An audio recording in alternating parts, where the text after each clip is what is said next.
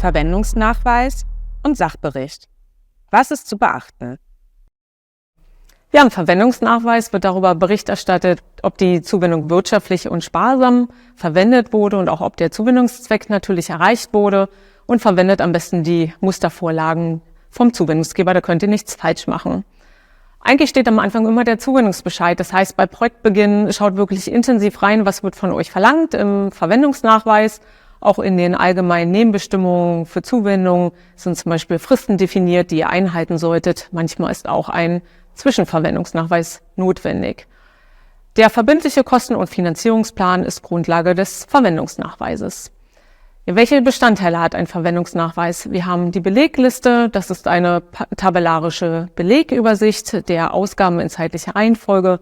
Wir haben natürlich den Sachbericht, wir haben den zahlenmäßigen Nachweis, wir haben eine Inventarliste, manchmal auch eine Vergabeliste und weitere Bestätigungen, die der Zuwendungsgeber gerne haben möchte.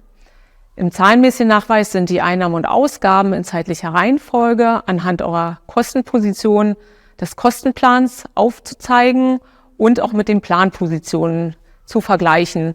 Das hat den Hintergrund, dass Abweichungen erkannt werden sollen, die in der Regel auch nicht größer als 20% sein sollten.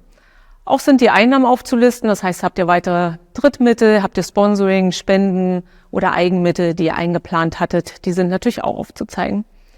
Im Sachbericht ist darauf einzugehen, ob der Zuwendungszweck erreicht wurde, ob das Ergebnis erreicht wurde und die Mittel korrekt eingesetzt wurden, und nehmt bitte auch Bezug auf den zahlenmäßigen Nachweis, auf Abweichungen in den Planpositionen, die könnt ihr an dieser Stelle erklären.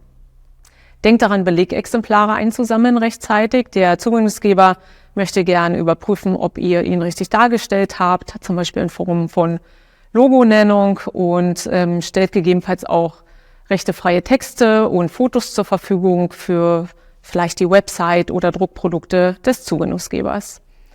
Wichtig ist, dass nur im Bewilligungszeitraum begründete und verursachte Ausgaben und Aufwendungen anerkennungsfähig sind. Und solltet ihr bemerken, dass der Verwendungsnachweis nicht rechtzeitig erstellt werden kann, beantragt lieber eine Fristverlängerung.